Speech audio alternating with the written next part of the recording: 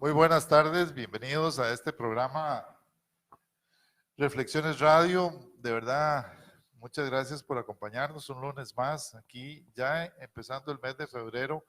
¿Cómo pasa el tiempo y cómo van pasando procesos? Ayer tuvimos una experiencia patria muy importante, eh, un resultado de alguna manera que nos permite tener ya nuevos 82 nuevos alcaldes y por supuesto toda la renovación del gobierno municipal de todas y cada una de las regiones de este país.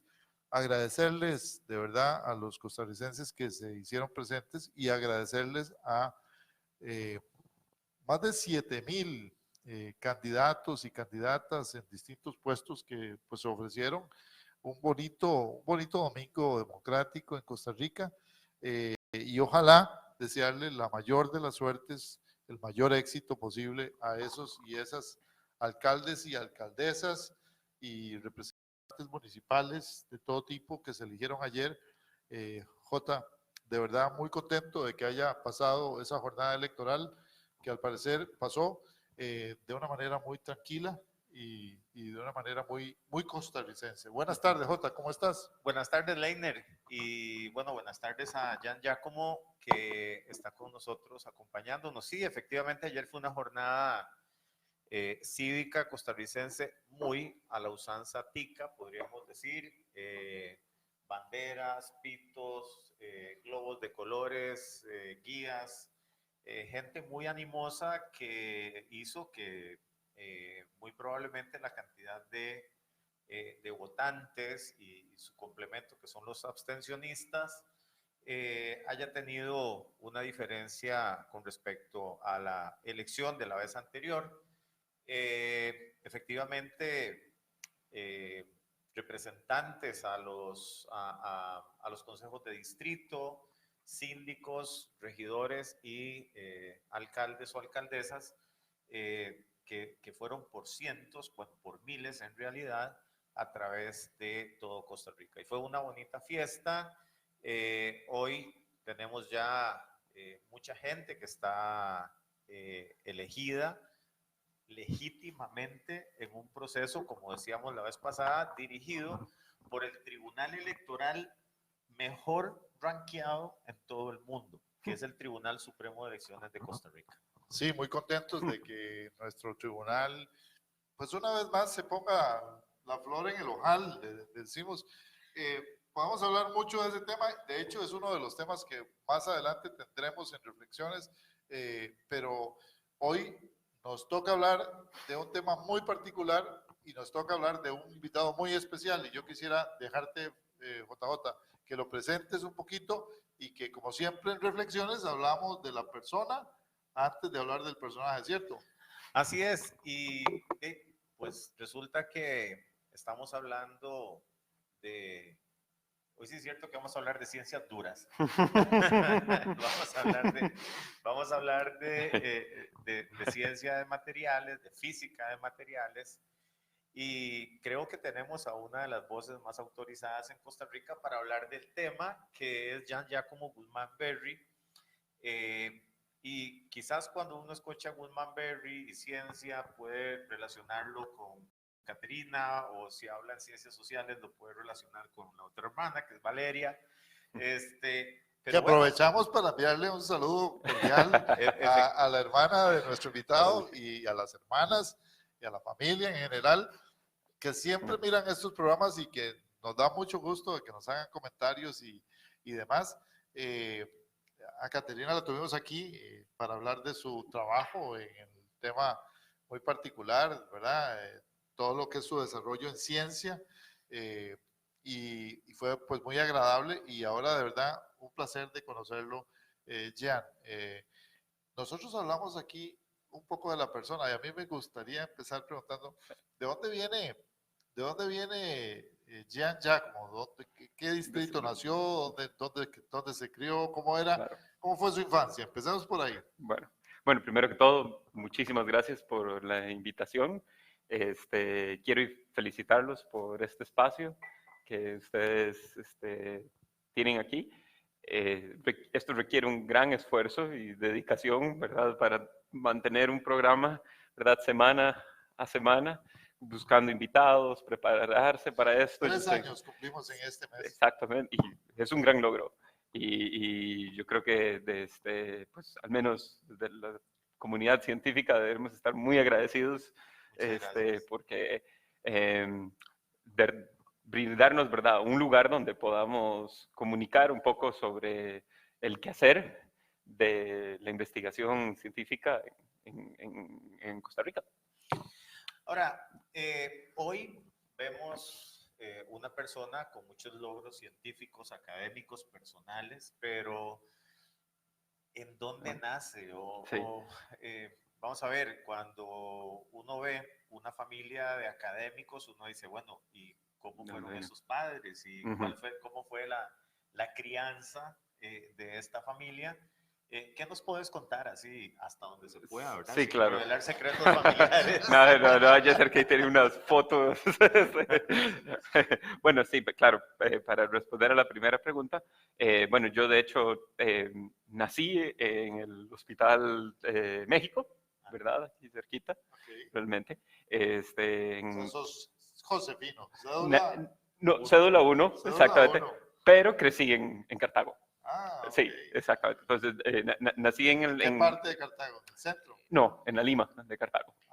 Exacto, cerquita del Parque Industrial. En la frontera, eso es como... Esa es la frontera, ¿verdad? Es como una frontera ahí. ¿Qué sería? ¿Cartago Tres Ríos o qué? No. Entre Cartago y... ¿Cómo se llama? Es más bien entre la Lima y Tejar y Guadalupe de Cartago, exactamente. En esa frontera fue ahí donde pero digamos, ¿cómo crecí? ¿Te sentís? ¿Te sentís más Cartago que de Guadalupe o de la Lima? O sea, ¿te sentís más Cartago? Sí, es decir... ¿Dónde estudiaste? Sí. ¿Qué no, estudié mi educación preescolar, primaria y secundaria, las hice en el cantón, en Cartago, ¿verdad? En el centro de Cartago, exactamente. ¿Y fuiste al centenario, cómo se llama? San Luis Gonzaga. No, no fui al San Luis, contrario a mis hermanas, ¿verdad? Que sí asistieron al Colegio San Luis Gonzaga. Yo fui yo tuve una formación de secundaria privada en un colegio que se llama Jorge Bolio. Es un colegio pequeñito, al menos cuando yo estaba ahí eran apenas 300 estudiantes. Iba al San Luis Gonzaga, y bueno, pues hice los exámenes de admisión, era definitivo que ya iba para el San Luis, era básicamente una decisión de mi papá. Y no fue para quitarte, o sea, para tener paz, porque tus hermanas iban al colegio San Luis Gonzaga. No. Voy a quitar encima a mis hermanas, por lo menos por la hora del colegio. No, porque de hecho hay una brecha entre mis hermanas, entre mi hermana menor y yo hay 6 años. Muy bien. ¿Verdad? Entonces no nos trasladamos. No fue así como que era para descansar. No. Ya iban a la nosotros somos muchos hermanos, como tu familia, Jotas, y resulta que cuando yo llegué a la escuela, decía la maestra, y hay 8 Vargas. Qué tonta, sí, ya había una reputación formada. No te podías portar mal porque venías ya con todo. Ya estaba preconcebida, ¿verdad? La formación. En mi caso, yo tuve la ventaja, ¿verdad? Que no tenía esa en el último minuto, ¿verdad? Mi padre cambió de decisión. ¿Cómo era tu infancia? ¿Cómo fue? ¿Sos un niño travieso, un niño de esos que deja caer todo en la casa, o eras un niño muy tranquilo? Yo diría, ¿verdad? Ahora en retrospectiva, torterillo. Torterillo, sí. Sí, torterillo es como que es algo más que torterillo. Ahora que tengo yo a él chiquitito, quiere decir que botaste todos los arreglos del portal y todos los... Sí, y tortero, o sea, tortero un poco, tortero y un poquito torpe. Bueno, pues en realidad cuando lo que hacía muchísimo en mi casa es que pues nosotros teníamos un jardín en la casa, entonces salía ahí a jugar y bueno, pues tuve cualquier cantidad de accidentes. Sí, de momento, de la última cuenta, ¿verdad? Esto es recuerdo que pude haber ido 6, 7 veces, haber terminado en el hospital. En el hospital. Sí, recibiendo suturaciones. Eso ya es bastante. Ya era conocido en el hospital. ¿Y qué decían tus papás? Ay, Otra vez, exactamente. Y la escena era típica. Mi padre, ¿verdad? Tomándome, muéntese en el carro, vamos para emergencias. Vamos para Max Peralta, exactamente. Hay que suturarlo. Y esta parte, digamos, científica, ¿dónde la encontraste? ¿Dónde se te ocurrió? ¿Fue en el colegio? ¿O fue hasta que llegaste a la U que te dijiste, yo voy a estudiar la física? No, fue en el colegio. Yo inicialmente, de niño, yo quería ser trailero. Esa era mi fascinación. Siempre me han gustado los camiones, los trailers. Esa había sido mi pasión. Cuando ingresé a la secundaria, pues no estaba muy seguro de qué era lo que quería hacer. Estaba en séptimo, 13 años. Me llamaba la atención la arquitectura porque tenía un tío que aprecio muchísimo, Jorge Guzmán, que era arquitecto, y me gustaba mucho su trabajo y su espacio, su oficina. Y después me empecé a interesar en otras cosas. Recuerdo un exnovio de mis hermanas, era astrónomo aficionado. Y entonces él tenía un telescopio que de vez en cuando pues, llevaba a la casa, y pues lo que hacía era, pues, no era un telescopio de los más potentes que existían, pero por lo menos pues podíamos ver los anillos de Saturno, ver cráteres de la Luna, y eso pues yo creo que fue una de las chispas, ¿verdad? Que sí, que me llamaron la atención. Después de eso, pues entonces empecé a estar expuesto a otras cosas, ¿verdad? En ese tiempo salió el libro de Breve Historia del Tiempo de Stephen Hawking. Y recuerdo haberlo leído, recuerdo no haber entendido absolutamente nada de lo que decía, pero me fascinaba. Sí, exactamente. Me llamó mucho la atención y quería Ahora, en ese trayecto en el que te das cuenta un poco que quieres estudiar física, ¿hubo algún profesor, alguna profesora, digamos, que vos realmente decís como que me capturó o me hizo darme cuenta que eso era realmente lo que quería? Bueno, sí. Hubo 2 profesores, en particularmente en el cuarto y quinto año del colegio, Jorge Cerdas y Guillermo Chavarría, que fueron profesores de química y de física, quienes ellos lo que notaron es que había varios de mis compañeros, incluyéndome, teníamos interés por la física. Y entonces ellos nos motivaron muchísimo. Exactamente. Entonces nos empujaban, ¿verdad? Nos daban quizás... Ahora, antes de pasar a lo más serio, ¿hubo alguna anécdota del colegio o de la escuela que solo saben tus hermanas y nosotros ahora en Reflexiones, de la mitad del pueblo de Costa Rica, que nos quieras contar? Bueno. Que no salga de aquí y del mercado central de Cartago. No, que solo saben tus amigos más cercanos, ¿no? Los de la pandilla del colegio. Claro. Bueno, quizás cómo terminé en física, a pesar de que tenía interés en física, no fue mi primera elección cuando entré a la universidad. Mi primera opción fue ingeniería de materiales, ingeniería mecánica, en la UCR, y ingresé. Y de segunda opción tenía física. Pero de nuevo, eso no fue elección mía, fue elección de mi padre. Yo no tenía opción.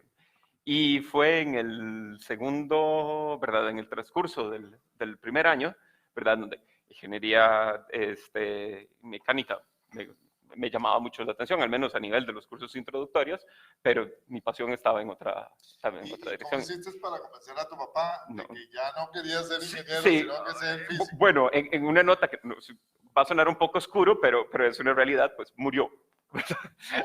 Entonces, pero no hay ningún, no falleció, no, para nada.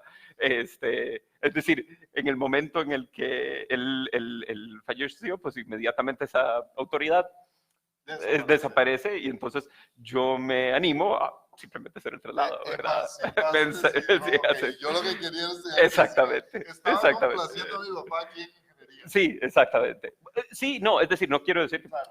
ingeniería me llamaba muchísimo la atención, pero no era ciertamente algo ¿Y mi sientes primera después opción. de eso que esa es la carrera que de verdad te ilusiona? Porque dicen que cuando uno trabaja en lo que a uno le gusta, el trabajo realmente no es trabajo. O sea, es una especie de pasión de hacer todos los días, sobre todo cuando sos investigador, pero que realmente a uno le pagan por divertirse. ¿Sentís que la física de verdad era tu profesión? Sí, sí, definitivamente era mi pasión, lo era en aquel momento, Y lo sigue lo es, siendo. sí. Lo que a mí me parece digamos, impresionante de esto es que cuando uno ingresa a la universidad, a cualquier carrera, en realidad uno lo que tiene es una sospecha. Y esa sospecha es una idea, ¿verdad?, muy distorsionada de lo que realmente es la producción y el ejercicio de eso. Y afortunadamente, pues me terminé, ¿verdad?, después de haber pasado por el proceso de formación y convertirse en un profesional, pues me continuó gustando y me continuó gustando aún más. Pero uno perfectamente puede ver que la cosa puede irse en otra dirección, ¿verdad? Puedes decir, esto es Sí, algo detestable, ¿verdad? me imagino que como suele suceder, es que de todos modos es una elección de vida a una edad muy temprana, Correcto. ¿verdad? Y Ujú, entonces muy ujú, probablemente uno tiene la duda, como decís vos, es una sospecha. ujú. Eh, pero como suele suceder cuando tenemos aquí invitados de carreras que no son las más tradicionales, uno dice, bueno, pero físico, Ujú, ¿verdad? Uno dice, es que la gente quiere ser abogado, claro. médico, veterinario, economista, ¿no.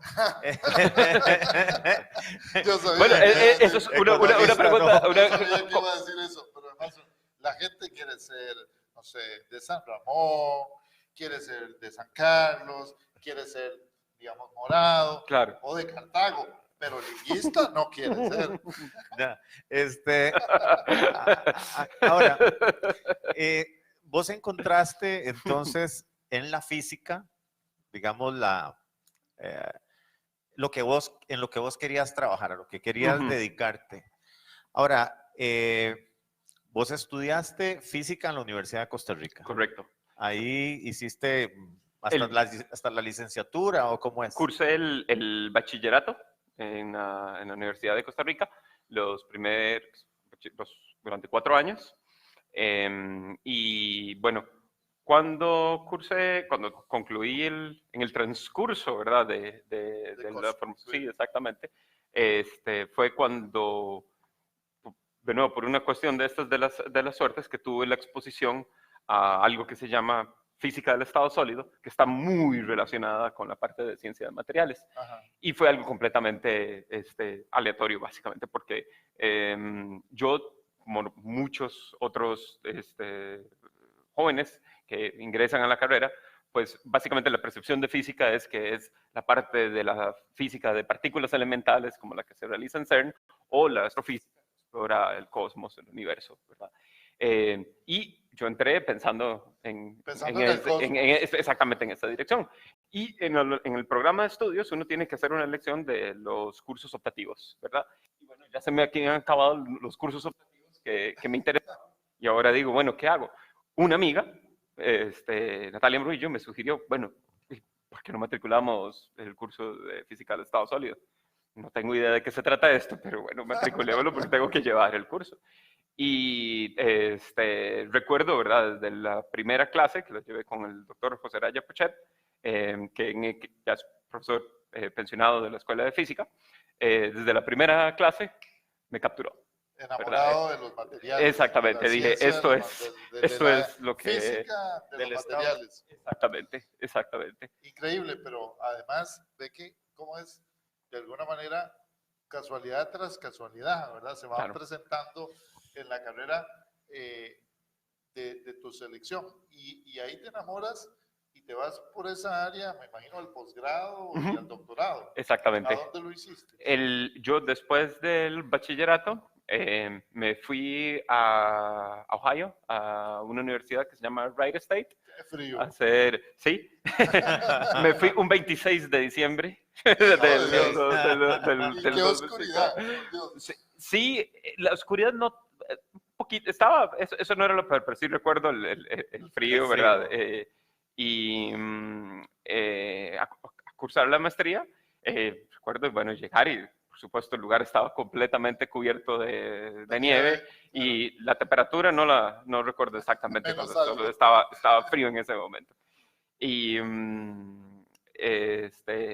y bueno, ahí cursé la maestría, estuve ahí un año y medio, regresé a Costa Rica en septiembre del 2006, mientras esperaba que iniciara el curso lectivo del doctorado, mientras iniciaba el curso lectivo para iniciar el doctorado en la Universidad de California, en Riverside. O sea, te ibas a ir completamente al otro lado. Me iba del Midwest al West Coast, exactamente. Completamente diferente, además, dos regiones muy distintas. Completamente.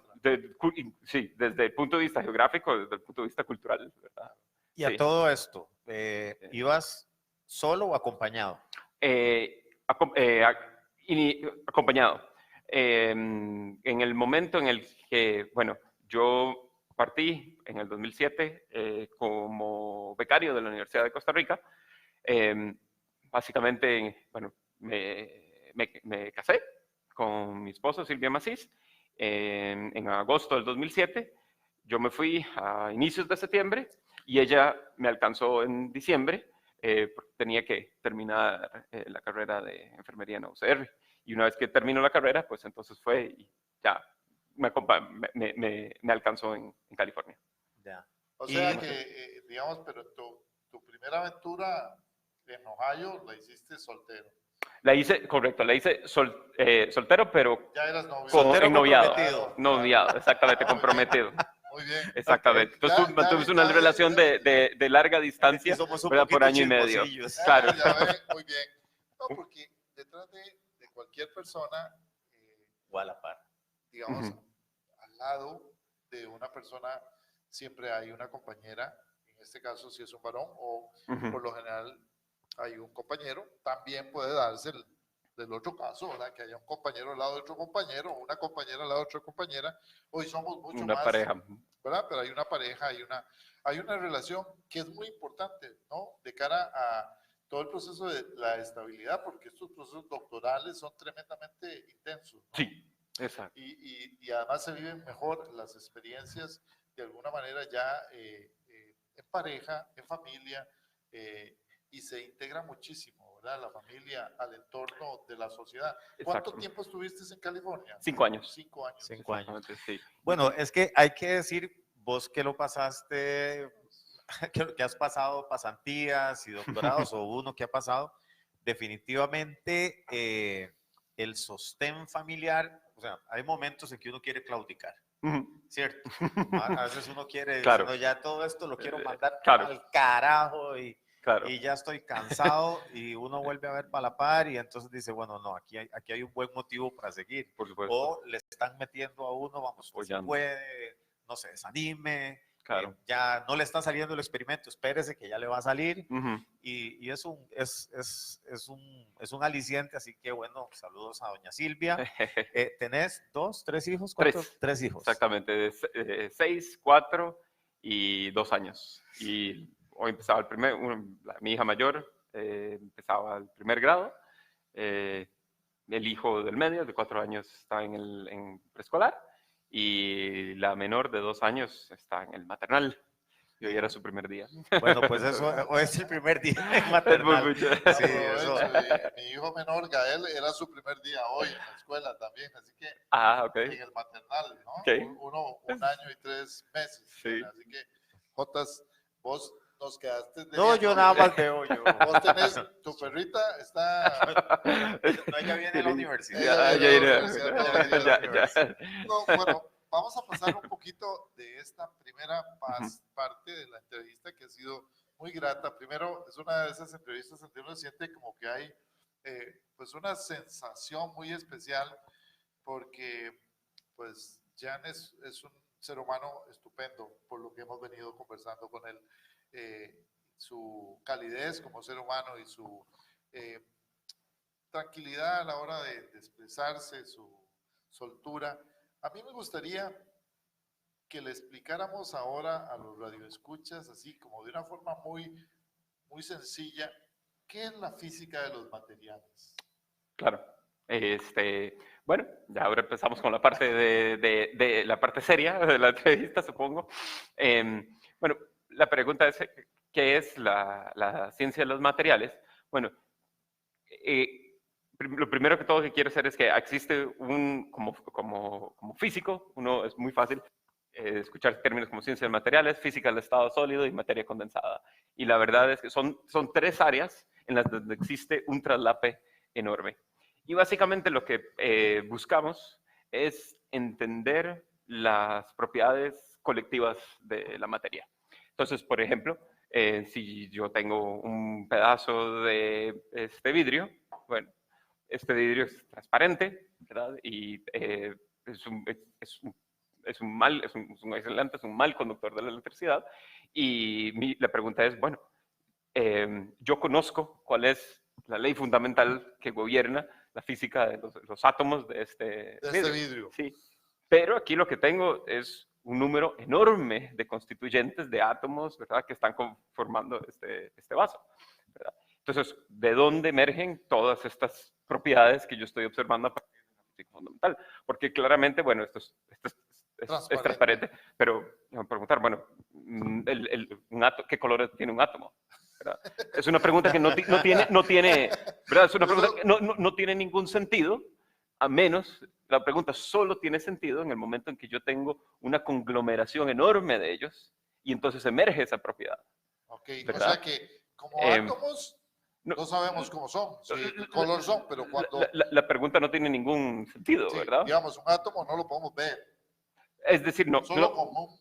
No hay, es decir, la propiedad de definir, asociar la propiedad de un color o la transparencia, claro, no tiene sentido a menos de que yo tenga, en términos técnicos, un número de Avogadro, ¿verdad? Estos de 10 a la 23 partículas de ellos. Eso es un 1 con 23 ceros al frente. Todos en conjunto, ¿verdad? Es que esta propiedad emerge. O que sea, es un muy buen aislante, pero, por ejemplo, aquí, bueno, un pedazo de aluminio, por ejemplo, es un muy buen conductor. Entonces, bueno, estamos hablando de dos de átomos que están conglomerados. Uno resulta ser un aislante, otro resulta ser un metal. O sea que vamos caracterizando cada una de las partículas, de las propiedades, de las cosas que vemos en la naturaleza, de los objetos. Exactamente. Me imagino que tiene que ver con la existencia de muchos minerales distintos, de composición distinta. O sea que en realidad la ciencia de los materiales estudia todo eso que tiene que ver con las características esenciales de los materiales. De las exactamente. Cosas, ¿no? ¿Y por qué? Ahora, porque yo siempre, como economista, aquí, aunque a Jota no le gusta, Jota, digamos, está del lado tuyo, ahí, del lado de los cientistas duros. Nosotros nos preocupamos más por el mundillo, digamos, de la platilla. ¿Por qué es importante estudiar ciencia de los materiales? O sea, ¿qué tipo de aplicaciones se hacen en esa disciplina de la física, de los materiales, que nos interese, digamos, a los que estamos interesados, por ejemplo, en el tema del desempleo de la gente, o en el tema de la pobreza, o el tema de la calidad de vida de las personas? O sea, ¿por qué nos interesa la ciencia de los materiales? Por supuesto, una pregunta completamente válida. Bueno, aquí hay que distinguir entre dos aspectos. Uno está el carácter científico y de ciencia fundamental pura que tiene la ciencia de los materiales, que es básicamente un aspecto de curiosidad, ¿verdad? Existe este fenómeno, no lo comprendemos, ¿verdad? O si queremos entender qué es lo que está ocurriendo. Claro. Y por otro lado está la parte de la aplicación tecnológica. Esta área en particular tiene una historia muy interesante dentro de la física porque es un área que siempre ha ido muy de la mano del desarrollo tecnológico. Digamos, el estandarte del área de investigación es el transistor. ¿verdad? Que fue desarrollado por una compañía de teléfonos, los laboratorios Bell, Ajá. en donde era una compañía que, bueno, era una compañía, era un monopolio en Estados Unidos que podía permitirse realizar investigación pura. Y en el desarrollo, ¿verdad? En el de conocimiento, de tratar de entender estas propiedades, de por qué hay ciertos materiales que son aislantes, otros que son metálicos, pues se llega a concebir la idea de un transistor, ¿verdad? La idea más, que es el componente esencial de todos los dispositivos electrónicos. Para las telecomunicaciones. En el caso de ellos estaban interesados en particular, por ejemplo, en muchas cosas, pero especialmente en telecomunicaciones, exactamente. Y tenían una idea muy amplia de lo que significa las telecomunicaciones. Entonces, pero hoy en día, ¿verdad? El transistor, pues, es un componente ubicuo, ¿verdad? Está presente en los laptops, está presente en los teléfonos, en las tabletas, básicamente Bueno, virtualmente solo todos los decir que dispositivos está electrónicos. presente en los teléfonos celulares, ya está Exactamente. presente en la vida de todas las personas. Exactamente. Ahora, Entonces, es un área, ¿verdad?, que históricamente ha ido de la mano, ¿verdad?, con el desarrollo tecnológico. ¿verdad? ahora, todos estos, Ujú, digamos, desarrollos más recientes, ujú, por ejemplo, en el campo de la energía, nos hablan de las baterías, y correcto. todo ese rollo, Sí. digamos, todos sabemos que, digamos, que uno de los grandes problemas de la energía es cómo acumularla, es cómo Claro, tenerla, y además cómo transmitirla sin que se generen pérdidas, ¿verdad? A lo por ejemplo. largo de procesos. Claro. La ciencia y el área de la física, los materiales, tiene que ver con eso. Sí, está de hecho muy involucrada y es todo todo un campo de investigación en cómo esencialmente sintetizar y construir y entender cuál es la física de materiales que pueden generar tecnologías que sean potencialmente sostenibles, ¿verdad? El caso que mencionabas de las baterías es un excelente ejemplo, porque es un caso que está en boga y es en donde precisamente se requiere comprensión de ciencia básica. Las baterías es un caso muy curioso en donde es una tecnología utilizada, ¿verdad? Y enormemente, en donde, bueno, y de donde el premio Nobel de Química, ¿verdad? Fue entregado a a sus pioneros. De hecho, John Goodenough es uno de mis héroes científicos. Pero bueno, mi punto es que en donde desde finales de los años 90 se ha venido prometiendo, ¿verdad? Se creía que era un problema del de llamar mayor alcance de densidad de energía en las baterías, era un problema de simple ingeniería. Y claro, ¿qué ocurre? Pasan los años y ese alcance no se llega a lo que a la densidad energética puede alcanzar en Ahí una es batería. donde quería... Y entonces es ahí donde uno dice, ¡ja! Okay. Entonces aquí lo que hace falta es entender exactamente qué es lo que está ocurriendo en estos Y aquí voy materiales. a hablar de algo que me encanta haber Ujú. llegado a esta conclusión después de esas preguntas. Podrás decir después que eran preguntas bien intencionadas para llegar a esta conclusión. Ujú. Y es que hay alguna gente en Costa Rica que ha venido planteando que lo que hay que hacer es tecnología, Ujú. que lo que hay que hacer es educar a la gente en las disciplinas tecnológicas, ¿verdad? En las ingenierías, y que hay que educar, digamos, a la gente que no tiene la oportunidad de ir a la universidad para que sean buenos técnicos, Ujú. ¿verdad? Que son los que, una especie de subalternos de los tecnólogos, que son los ingenieros y demás. Pero se les olvida que en ese trabajo está la ciencia primero. Está la ciencia básica. Ujú. El desarrollo de la ciencia básica, sobre todo en algunos campos, es fundamental para poder pegarle a la pelota, como decimos en el fútbol, Sí. pasarla de la defensa a la delantera en un solo patadón y no tener que ir con 8 pases ahí, ¿verdad? Claro. Pegar y quedarse en la media cancha. Ujú. Que de alguna manera es lo que estás diciendo en este momento.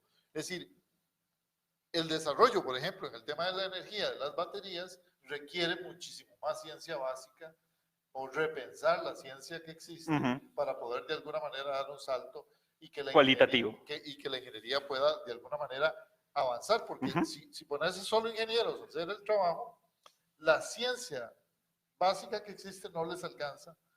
Digamos, el conocimiento científico no alcanza para hacer ese empujón que requiere, por ejemplo, las energías alternativas. Voy a pretender decir una tontería. Ahí me corregís. Vamos a ver. Digamos que los autos Tesla desarrollan toda una ingeniería, toda una tecnología para avanzar la mayor cantidad de kilómetros con una batería. Y entonces uno dice, bueno, este logró avanzar 300 kilómetros o 500 kilómetros y qué sé yo qué. Pero eventualmente está en la comprensión de los materiales que tiene la batería, hacer que el vehículo sea más eficiente o menos eficiente, y no únicamente en la tecnología del motor y todas esas cosas. Sí. Y bueno, para empezar, no quiero sonar mal, pero los ingenieros hacen un trabajo fabuloso y muchos de ellos están involucrados en investigación. Claro. Muchas veces hasta son, ese conocimiento pragmático es un facilitador, ¿verdad? De que claro, proceso avance. Pero es que, ¿cómo puede existir, digamos, en el ecosistema científico costarricense, el Instituto Tecnológico, ¿verdad? Si no existiese la Universidad de Costa Rica o ciertos campos en la Universidad Nacional? Es decir, el empuje que la ciencia básica le da a la aplicación tecnológica es importante. Y la conectividad, la integralidad del sistema es lo que funciona. No funciona porque en Estados Unidos, tú que estudiaste allá, te das cuenta que no es que, digamos, los laboratorios tecnológicos funcionan apartados de la ciencia, sino que están integrados, ¿cierto? Sí, en muchos casos, al menos en el caso ¿verdad? En el caso de una compañía como Tesla, en la parte de, ¿verdad? Uno siempre se habla mucho de investigación y desarrollo, I+D, ¿verdad? Bueno, típicamente si uno está en el sector privado está más interesado en AD que en I. Tiene todo el sentido de que así sea, ¿verdad? Pero cuando hay un área que es de particular interés para el bienestar de la sociedad en general, como puede ser, por ejemplo, la sostenibilidad, ¿verdad? Y la ciencia puede ayudar en ese respecto, pues aquí es donde entonces la sociedad dice, bueno, es aquí donde entonces nosotros, la sociedad como un todo, tiene que interesarse e invertir en la investigación, Ahora, en ahí. me gustaría que nos contaras un poquito, dado que ya nos enseñaste, y sobre todo yo que soy el preguntón hoy, porque soy digamos, el que está del otro lado de la acera, hoy es el que desconoce prácticamente todo lo que pregunta.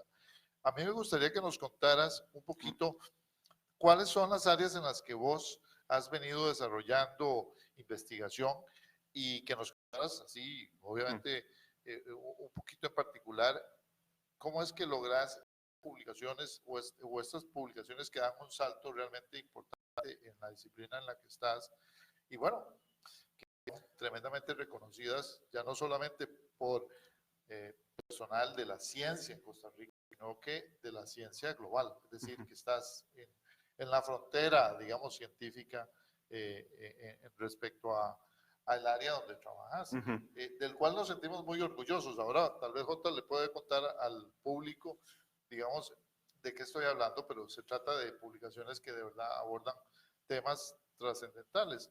Contanos un poquito de esa investigación que has hecho, que hiciste en tu doctorado y qué estás haciendo ahora en el laboratorio. En el CICIMA. Sí, claro. Bueno,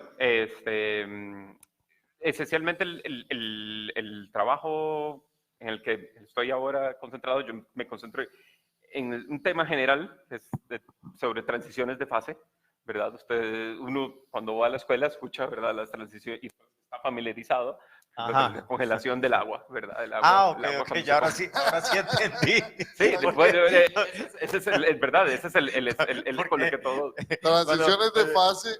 Cuando uno está en la escuela y oye transiciones de fase y yo eché el cassette más fácil. No me acordé. Bueno, sí, ¿verdad? Cambios de estado, perdón, sí, cambios de estado de la materia, ¿verdad? Y el típico es... líquido, sólido. A estado gaseoso, ¿verdad? Claro. Bueno, resulta ser que en la naturaleza eso no es todo lo que existe, ¿verdad? La naturaleza afortunadamente es muchísimo más rica y existen muchas otras Muchos fases otros estados. de la materia, muchas otras fases. Transiciones. Exactamente, a lo que sí, exactamente. Por transición de fase me refiero a un cambio de un estado a otro, como por ejemplo cuando el agua, ¿verdad? Ese es digamos, por visualizarlo. Y en particular, yo en estos últimos años me he enfocado dentro de ese esquema de transición de fase a un aspecto que es un poco más fundamental, que es transiciones de fase, estas de metal, que se llaman metal aislante, en donde un material es un buen conductor por encima de cierta temperatura y por debajo de cierta temperatura se convierte en un muy buen aislante. ¿Verdad? Simplemente cambiando la temperatura. La temperatura, exactamente. Esa es una ¿verdad? Esa es una de las partes áreas. Y la otra es un área un poquito más aplicada que se llama electrocaloría. Y eso a lo que se refiere es a cambios de temperatura en materiales cuando uno les aplica un voltaje. ¿Okay? Y que están dentro de la misma sombrilla de transiciones de fase. Y vamos a ver, uno puede decir, bueno, claro, ¿y esto para qué sirve? ¿Verdad? Claro. Porque uno decía, bueno, y si pasa de líquido a sólido, bueno, uno quiere que algo se puede solidifique. pasar claro.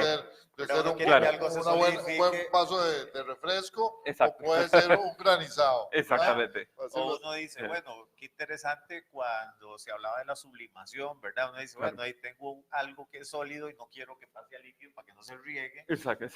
Que se evapore directamente, ¿verdad? Sí. Ahora, ¿cómo es que esto tiene una aplicación, esto que vos nos estás contando y que ha derivado en publicaciones? Y entiendo que hay una que definitivamente se publicó quizás en la importante de todas las revistas científicas en el mundo, lo cual, dicho sea de paso, yo desconozco si hay otro científico en Costa Rica que haya publicado como primer autor en Nature. Yo creo que no. Bueno, si lo hay, nos disculpan, pero yo creo que no. Creo que por lo menos en Science sí. En Science sí, pero en Nature no. No lo recuerdo. Yo no lo recuerdo, pero bueno, estamos hablando tanto en Science como en Nature, estamos hablando de las dos principales revistas a nivel mundial de ciencia. De ciencia, sí. Que dicho sea de paso, tienen 2 páginas maravillosas porque tratan muy diversos temas y yo soy asiduo lector de esas páginas, entonces tienen de todos los temas. Pero bueno, volviendo al tema, ¿y cómo es esto de o sea, cuál es la relevancia de esta investigación que vos estás haciendo? Porque, dicho sea de paso, surge de un postdoc, ¿verdad? Exactamente. Surge de un postdoc que fuiste a hacer a Cambridge y entonces uno dice, bueno... Perdón, no, en Argonne. Argonne fue el postdoc, sí. Sí, entonces uno dice, bueno, ¿y por qué es tan relevante esto y por qué es tan importante esto de las transiciones de fase? Y de esa transición de fase específicamente que vos estás trabajando. Claro, en este caso en particular, bueno, resulta ser que esta clase de materiales son óxidos, en particular son óxidos de metales de transición van del grupo 3 al 12 de la tabla periódica, como el hierro, el níquel o el cobre. Resulta ser que hay un interés, hay 2 aspectos. Una parte es que tienen unas propiedades físicas muy interesantes y además son potencialmente útiles para desarrollar lo que se llaman tecnologías de nueva generación. Y a eso es lo que se refiere específicamente, es dispositivos electrónicos que sean más veloces y de menor consumo eléctrico y energético y con nuevas funcionalidades, ¿verdad? Que no están presentes en la tecnología basada en los semiconductores tradicionales como el silicio que se utilizan hoy en día. O sea que podríamos terminar encontrando o has encontrado o podrías encontrar un material que sea mucho más eficaz para, digamos, movilizar la energía o transmitir la energía, perdón, mi desconocimiento, en relación a lo que existe actualmente, simplemente aplicándole cierto calor o cierto cambio en la transición, exactamente, digamos, del material. La idea precisamente va por ahí. Estos materiales, bueno, tienen esta propiedad que pueden, algunos de ellos, de estos óxidos de metales de transición, tienen la propiedad de que por encima de cierta temperatura se comportan como un aislante y por debajo se comportan como un metal. Suena sencillo, ¿verdad? Suena sencillo, pero digamos, sobre todo de mucho sentido común, ¿verdad? En el sentido de que suena como muy simple, pero es tremendamente complejo lo que estás haciendo. Es bien interesante porque, vamos a ver, sí. ¿Cómo lo digo sin que suene muy ignorante? Vamos a ver. No. Es que, digamos, porque cuando vos decís, bueno, a cierta temperatura se comporta como un aislante, claro, y en ciertas otras como un metal. Entonces uno dice, sí, claro, porque los metales no son aislantes, es tan fácil como que uno con un alambrillo toque algo eléctrico y se jala, o si toca algo se quema. Claro. Sí, a lo que digamos, para ser absolutamente claros, a lo que me refiero es que si yo voy y le mido la resistencia por encima de una cierta temperatura, es una resistencia característica del silicio, y si la mido por debajo de una temperatura, es una resistencia característica de un pedazo de cobre. Cosa que no lo ocurre. A pesar de que es el mismo material. Es el mismo material, ¿verdad? Es el mismo compuesto. ¿Cómo llegas a esa? O sea, ¿cómo es que de alguna manera te encontrás con eso? O sea, ¿cuál es ¿cómo es que un físico termina preguntándose ese tipo de preguntas? Porque, digamos, una persona como yo, de alguna manera piensa que las cosas son como son, ¿verdad? Y seguramente son iguales siempre. No, o sea, ¿por qué es tan importante que existan personas que se pregunten todos los días cómo es que operan ciertas cosas que, aunque parecen que no son de sentido común, terminan siendo preguntas muy válidas? O sea, ¿cómo llegas a ese tipo de preguntas? Claro, bueno, vale, ¿verdad? Cabe aquí decir que para esta clase de materiales, estos materiales son sintetizados desde los años 50, claro, pero en los años 90 se dieron cuenta que cuando ocurre esa transición ocurre un fenómeno que es tecnológicamente interesante, que se llama magnetoresistencia colosal. Y eso lo que quiere decir es que si yo le aplico un campo magnético a estos materiales, la resistencia al material cambia por 1.000.000%, un cambio enorme. Y eso es clave para almacenamiento de memoria en todos estos dispositivos. Un efecto que se llama de magnetoresistencia es básicamente la razón por la que uno puede tener estos dispositivos electrónicos para el almacenamiento de información. Sí. Y entonces, ese fenómeno es una respuesta colosal de estos materiales, que entonces uno se pregunta, ¿de dónde viene este fenómeno? Y por supuesto está el gran incentivo de una aplicación tecnológica, pero primero voy a intentarlo. Sí, habrá quienes se preocuparon en el momento de investigar, de utilizarlo directamente para aplicaciones tecnológicas, y hay quienes se hacen la pregunta, bueno, necesitamos entender este fenómeno, ¿verdad? Bueno, yo creo que va acompañado, sí, perdón, de la transición.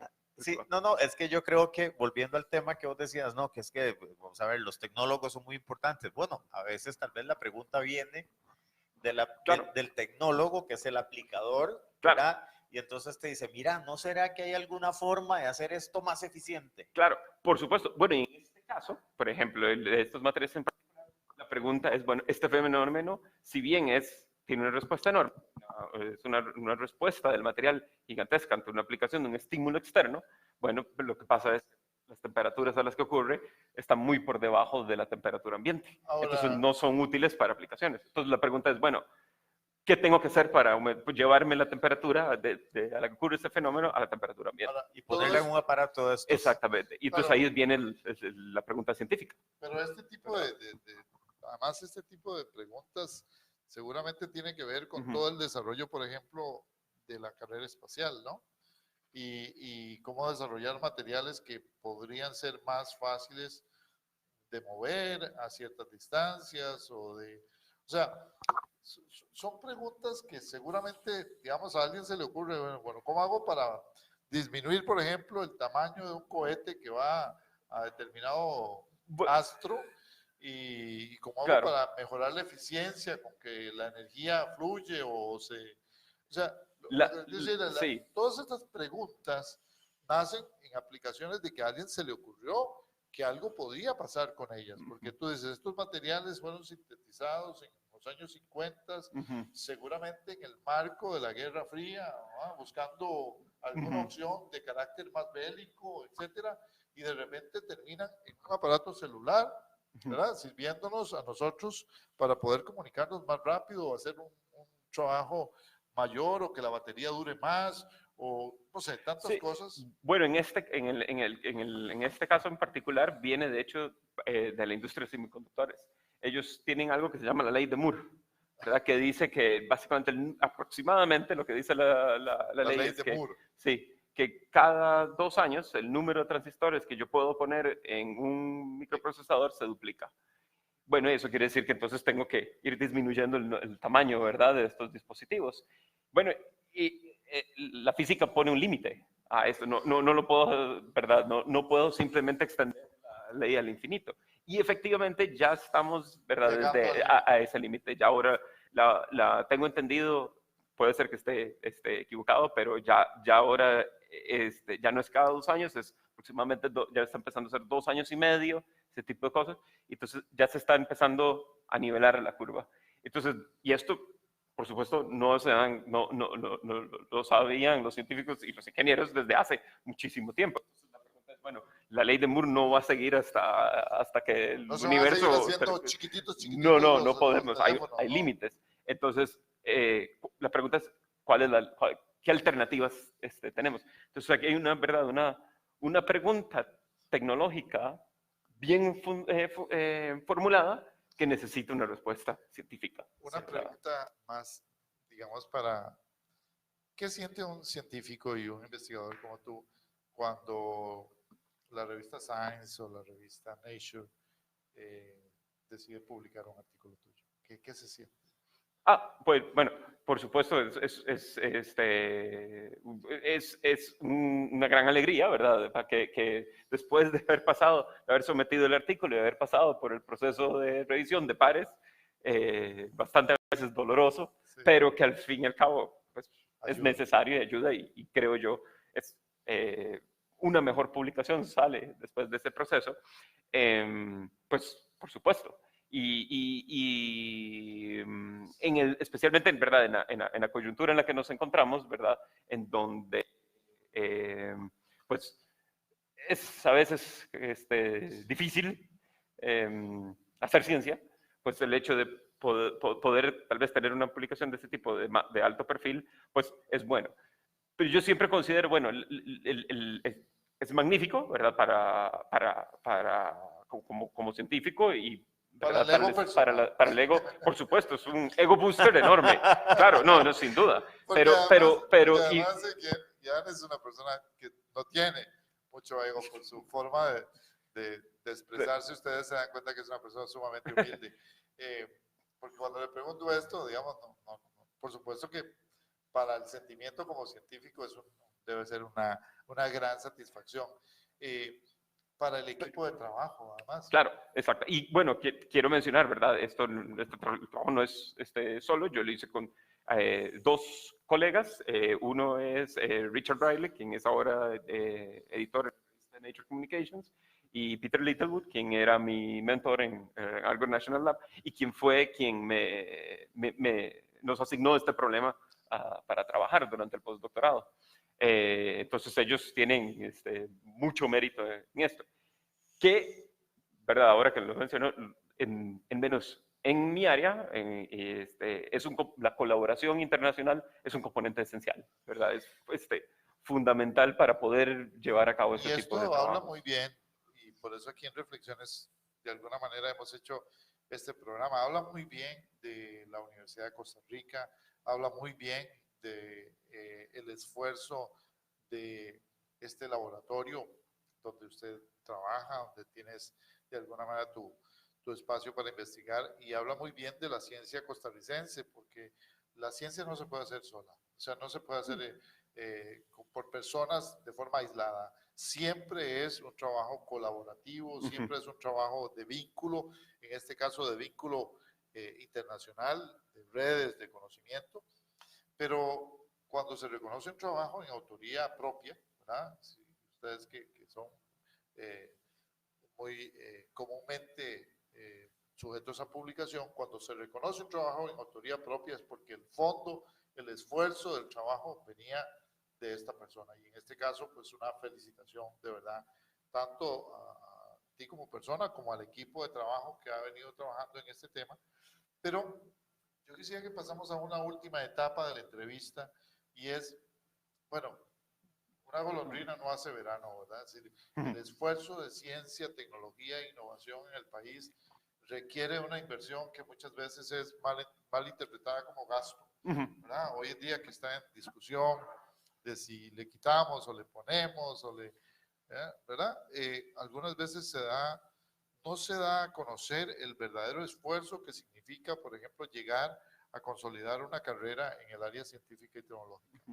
Son 15, 20 años de trabajo previo para consolidar un científico y poder estar en el verdadero top.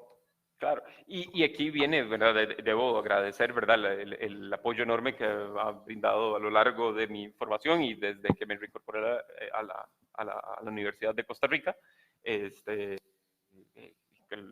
a la Vicerrectoría de Investigación, por todo este apoyo sostenido, y a la Oficina de Asuntos Internacionales, que también ha brindado muchísimo apoyo, en parte para traer también a estos colegas para que vinieran a trabajar aquí. Curiosamente, ¿verdad? Peter era, en ese momento estaba involucrado, y alguno de los autores del artículo estaba involucrado en la función administrativa del laboratorio, y bueno, cuando no podíamos terminar de escribir el artículo, porque él estaba en... No fue hasta que lo trajimos aquí, gracias a la Oficina de Asuntos Internacionales, ¿verdad? Que se pudieron sentar a trabajar en eso. Lo encerramos en la oficina para poder terminar el trabajo. ¿Lo llevaste, por supuesto, a algún bosque, alguna playa, algún lugar? Sí, el hasta después de que terminaron el artículo. Después de haberlo terminado, sí, porque recuerdo que hace unos años teníamos que traer a un premio Nobel de Economía en una conferencia, para una conferencia acá en el CIPE hace muchos años, y se llama Douglas North, destacado economista, ya pasó, ya murió, pero nos costaba un mundo, ¿no? Traer un economista, un premio Nobel, era una cosa, ¿no? Entonces, investigando ahí un poquito en los primeros años de la internet, nos dimos cuenta de que el hombre era impresionantemente enamorado de la pesca deportiva. Y entonces le mandamos a decir que le cursábamos una invitación, que no le podíamos pagar honorarios, pero que le dábamos un tour gratuito a la boca del Colorado a pescar. Vela o una cosa así. Y que nos encargábamos obviamente de que tuvieran una experiencia fantástica allá y de hecho así fue. Claro. Y vieran que dijo, me encanta ir a Costa Rica, quiero ir a pescar, pero además quiero ir a la universidad con ustedes. Estuvo 2 días maravillosos acá, compartimos con un premio Nobel además muy interesante en la economía institucional, y él se llevó una enorme experiencia que estoy seguro que la disfrutó por mucho, que fue ir a la boca del Colorado. Así es que este país, la riqueza de este país muchas veces, ¿verdad? No se toma en cuenta todo lo que representamos para el mundo, pero ese era uno de lo que quería decir, ¿verdad? Que uno a veces, al menos como científico, se le olvida, ¿verdad? Que bueno, no debería, pero muchas veces, ¿verdad? Pensamos en que, bueno, si queremos invitar a otros científicos a venir al país, no hay que insistirles mucho, ¿verdad? La idea, ¿verdad?, de Costa Rica como un destino, ¿verdad?, de bellezas naturales ya está plantada en la población alrededor del mundo. Entonces, ¿verdad? Yo recuerdo que una vez invité a un muy buen colega mío de la Universidad de Santa Cruz, y recuerdo cuando estábamos conversando, él veía venir a un simposio de materiales que se organiza en el CICIMA, y ¿verdad? Cuando le estaba contando de los detalles, ¿verdad?, del simposio, él me dijo, "You had me at Costa Rica." No. Sí, exactamente. No, yo creo que, vamos a ver, Hay ciertas cosas que son importantes de reconocer. Yo siempre digo que es bien interesante. Yo tengo colegas que son famosos mundialmente, que son gente muy importante en su área, y el factor común es que son lindísimas personas, ¿verdad? Bueno, yo tengo que decir que con Jan tengo la sorpresa, no es la sorpresa, no, perdón, no es ninguna sorpresa.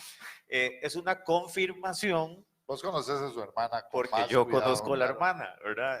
Conozco un poquito de lejos el trabajo de Valeria, que trabaja en la Universidad de Costa Rica también, que es distinguidísima académica también allá. Por supuesto, conozco mejor a Caterina, y entonces cuando uno conoce la familia, dicen que difícilmente la fruta cae muy largo del árbol. Entonces yo pues me imaginaba a una persona muy afable, muy simpática, pero sobrepasó las expectativas. Y a lo que voy es que para quienes están viendo esto, para las personas jóvenes que podrían estar comenzando a hacer sus pasos en la investigación, en el desarrollo académico, ser inteligente es muy importante, ser trabajador lo es más, pero ser buena persona es fundamental, porque si uno no es buena persona, uno no puede hacer trabajo en equipo, trabajo colaborativo, por más genio que sea, eso es complicado, eso es muy complicado. Y yo creo que, digamos, una lección que nos podría dejar Jan es que ascender tan alto en el área en la que se desempeña requiere de muchas características y, como decimos hoy, principalmente de habilidades blandas, ¿verdad? Y la otra cosa que yo creo que es importante es destacar, y tal vez aquí vos podrías darnos un mensaje, es de la importancia que tiene la investigación, la innovación que se desarrolla desde las universidades en Costa Rica. Y de la importancia que eso tiene tanto para fortalecer las carreras como para fortalecer laboratorios, porque es donde, pues, al fin y al cabo se desarrolla la información de base. De hecho, la información básica se desarrolla en los laboratorios de las universidades públicas de este país. ¿Qué nos decís? Bueno, por supuesto. Es decir, el hecho de realizar investigación en ciencias básicas, pues, como Leiner lo mencionaba, ¿verdad? Es desafortunadamente hoy visto como, o al menos dentro de nuestro contexto, al menos el mensaje que existe, que flota por ahí, es que es un gasto, ¿verdad? Y es precisamente la concepción equivocada.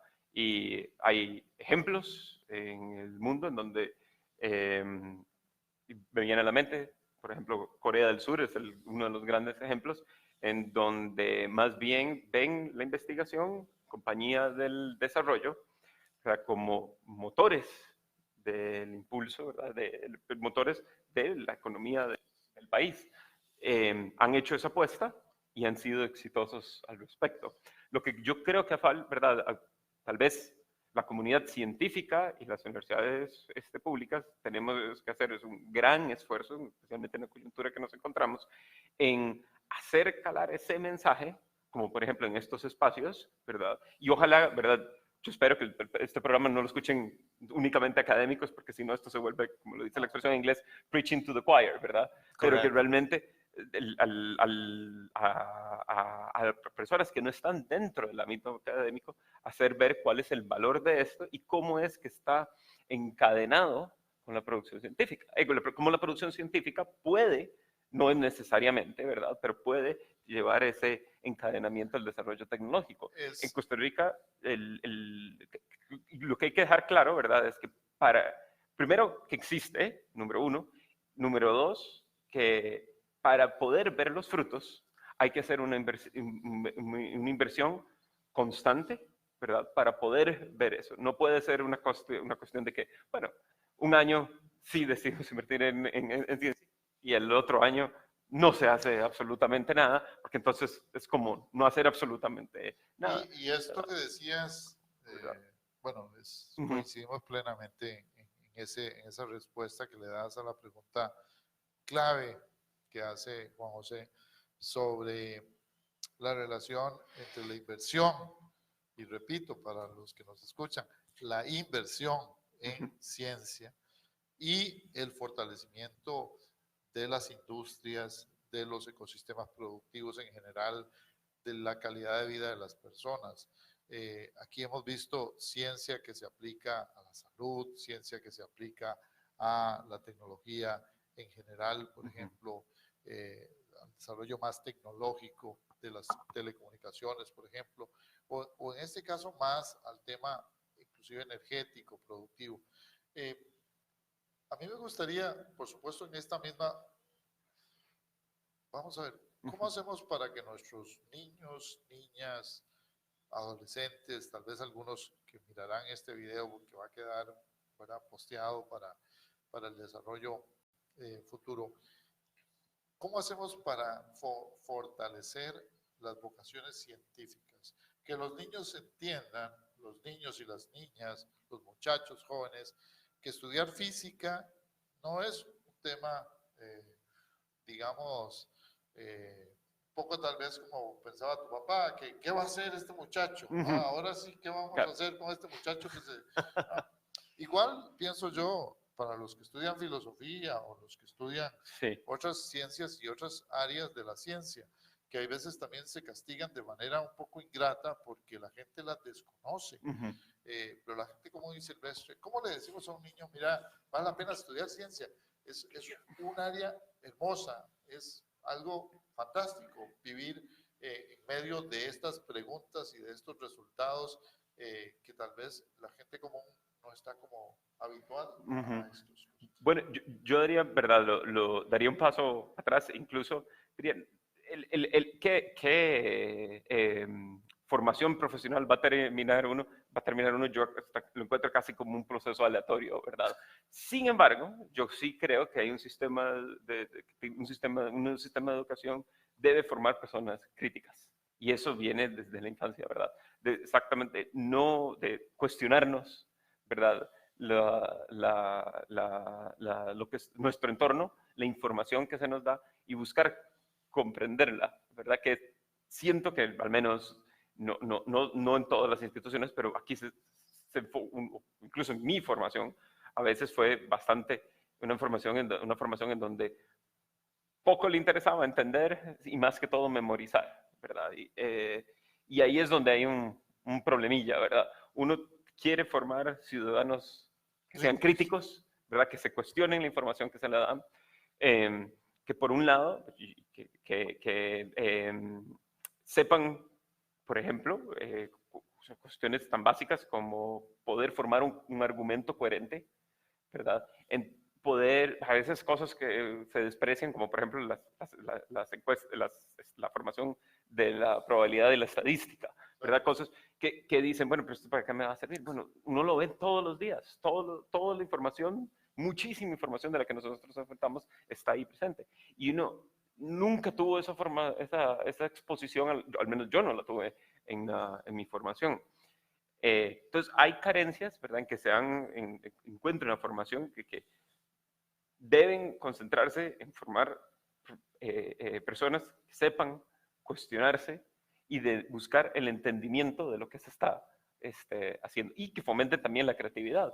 Hoy en día, bueno, afortunadamente yo he visto, en particular en la ciencia de ingeniería, hay programas de STEM que las escuelas y los colegios han estado adoptando. Eso me parece Muy bien. muy bien que lo están haciendo y que, verdad, que insistan en esa formación crítica, que no simplemente aceptemos la información porque se nos da, porque hay que pasar un examen, ¿verdad? Aunque siempre es un gran incentivo, ¿verdad? Si uno tiene Pasar el una examen hora, es importante es también, importante, pero no es un fin en sí mismo. así Y es. entonces creo que eso es clave en la Sí, hoy día formación. se habla mucho de la educación crítica, Ujú. ¿verdad? En términos generales, que el niño o la niña cuestionen, ¿verdad? No se trata de estar cuestionando al profesor solo No. por pura majadería, ¿verdad? Sino que se cuestionen la veracidad de las cosas, ¿verdad? Mis estudiantes se sorprenden mucho cuando en la primera clase yo les digo, ok, aquí la hipótesis nula es que yo estoy diciendo la verdad, ok, y como la hipótesis nula usualmente es todo lo contrario, ¿verdad? Entonces, yo estoy diciendo la verdad, a ustedes les toca demostrar si eso es cierto o no, porque el asunto es cuestiónense, porque si ustedes se quedan con lo que yo les digo como si fuera la verdad verdadera, estamos fallando como sistema, ¿verdad? A los niños, pues vamos a ver, en mi época se nos prohibía pensar. Y yo libre preguntar.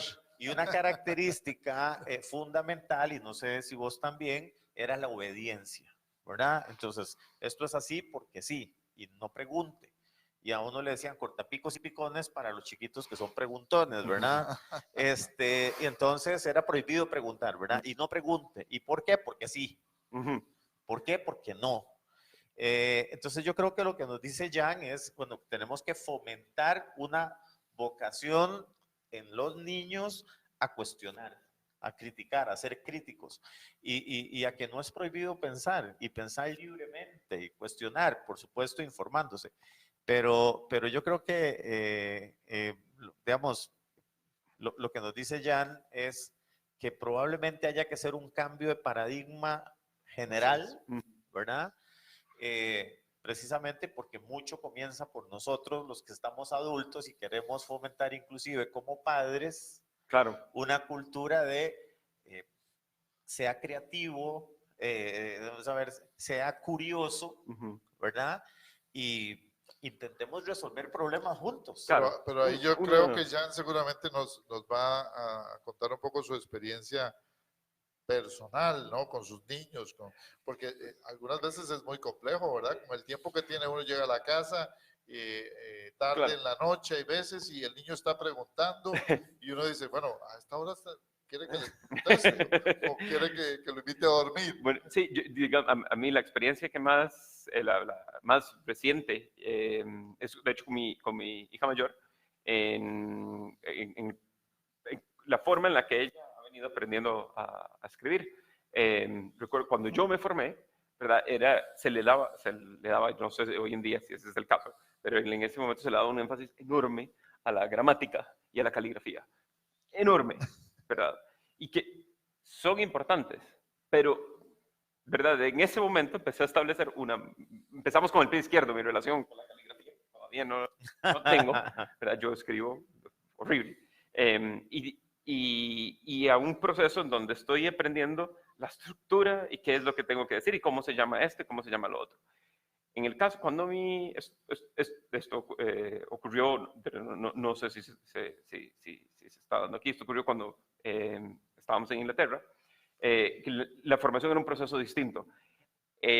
Básicamente se le daban los elementos esenciales, que era el alfabeto, cuál era la pronunciación, y básicamente se le daba por la libre para que ella escribiera. Y no se preocupaban de la caligrafía, no se preocupaban de las reglas gramaticales. El objetivo era establecer una buena experiencia, una buena relación entre escribir y en el acto de escribir. Y luego, sobre la marcha, es que entonces se le destruía. Por cierto, esto que usted está tratando de hacer tiene un nombre, ¿verdad? O bueno, esta O que le quedó ahí como un triangulito, bueno, podemos mejorarlo, ¿verdad? Ese proceso se va corrigiendo sobre la marcha, pero lo principal para ella en ese momento era simplemente establecer una buena conexión con eso. Y yo veo que funcionaba muy bien, porque, por ejemplo, llegaba de la escuela y ella, por su cuenta, no tenemos que decirle absolutamente nada, ella se sentaba y empezaba ella a escribir historias que se inventaba, ¿verdad? Pero entonces eso era un indicador para mí de que, ella disfruta de hacer esto. Ella no se está preocupando por si esto es un pretérito perfecto, ¿verdad? Bueno, ese tipo. Creo que no es verdad, que se pueden aprender, pero se deben aprender sobre la marcha. Entonces, a eso me refiero, ¿verdad? Con el cambio de paradigma, ¿verdad? A establecer una buena relación con la temática antes de caer con la parte formal, la estructura formal. Estás hablando casi que la experiencia que tuve con mi hija mayor, o con mi segunda hija más bien, ahora que estuvimos en el año sabático en Dinamarca y que ella tuvo esa experiencia de ir a una escuela en Dinamarca. Y me encanta oír eso porque básicamente es la diferencia entre la forma y el fondo. O sea, ellos estaban más ocupados al principio del fondo, o sea, de que sepa las letras, de que aprenda, digamos, y se divierta, Claro. que de la forma, ¿no? La forma después la corrijo. Y también probablemente eso nos habla de que hay que empezar a cuestionarse seriamente esas formas tan estructuradas en que nosotros hemos marcado el conocimiento, ¿verdad? Y que vamos llevando a los niños de una mente tremendamente innovadora y tremendamente curiosa a niños que se convierten en una especie de robot, que van aprendiendo a memorizar, a hacer cosas, pero que finalmente pareciera que hoy el cerebro y la mente humana tiene que reconvertirse. Bueno, se nos ha ido el tiempo volando, se nos ha ido el tiempo de verdad muy agradable, pero tenemos que hacer un alto y decirles a nuestros radioescuchas que si está interesado en los temas, puede también ir al centro de investigación. ¿Hay alguna referencia, alguna página web que puedan visitar? Claro. Si hay algún estudiante que está en este momento en el colegio y quiere saber más de la física, física de materiales, conocer inclusive alguno de los laboratorios antes de tomar la decisión de irse por una de estas carreras de la ciencia, ¿dónde podría ubicar? ¿En alguna página web o en algún lugar en la Universidad de Costa Rica? Claro, bueno, la ubicación física es de hecho en la escuela, el edificio de la Escuela de Física en la Universidad de Costa Rica. Es nuevo además, ¿verdad? Que está recientemente... No tenemos edificio nuevo. Okay. Es de los escuela que no vieja. un edificio nuevo. Okay, pobrecito. No, estamos en la finca 1. Rodrigo Facio.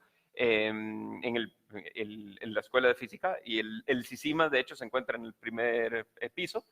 Ahí tenemos página, un website que es www.cicima.ucr.ac.cr. Estamos en Facebook como CICIMA UCR y también en Twitter. Muy bien. Bueno, yo creo que el que diga que no puede localizar el CICIMA o allí dentro del pensum de profesores, claro, pues miente, porque puede perfectamente ubicarlo. Sí. Y si está interesado en conocer un poco más de la investigación, lo invitamos a que vea las publicaciones que están abiertas, ¿cierto? Bueno, hay algunas que están en revistas de acceso abierto, pero de cualquier manera... Yo posteo todo, en física hay un repositorio para los artículos. Todos mis artículos científicos están posteados ahí, pues son de acceso abierto. Pero, sin embargo, o sea, el centro, no solo las mías, sino la de los otros investigadores que también trabajan en otras temáticas, está libre. Todo es de acceso abierto por si quieren conocer un poco más del tema. Esperemos haberlos dado una pinceladita. Como cuando a mi hija le doy un helado, pero nada más lo de chupar y luego se lo quito. Qué cruel. Esto es un confitico. No, yo pues muy agradecido con Jan por haber accedido a venir hasta acá, hasta las instalaciones del Centro Internacional de Política Económica para el Desarrollo Sostenible de la Universidad Nacional. Agradecerle porque la verdad es que venir de San Pedro hasta Heredia es un poquito complicado, pero aquí estuvo muy puntual. Y bueno, desearte los mejores de los éxitos en la carrera. Estás muy joven, así que hay mucho por hacer. Y ojalá que algunos de los que han estado escuchando el programa, si no están decididos por una carrera, pues piensen en la física. Si alguno de los hijos de los que están observando el programa decide que quiere estudiar física, dale viaje. Que se van a encontrar con un área extensísima para desarrollar. Y bueno, ya para ir terminando, pues recordarles que nos vemos de hoy en 8, si Dios quiere, con otro programa, su programa de Reflexiones Radio. Y agradecerte muchísimo por estar honradísimo acá. Por la invitación. Muchísimas gracias. Muchas gracias, ya. Hasta pronto. Listo.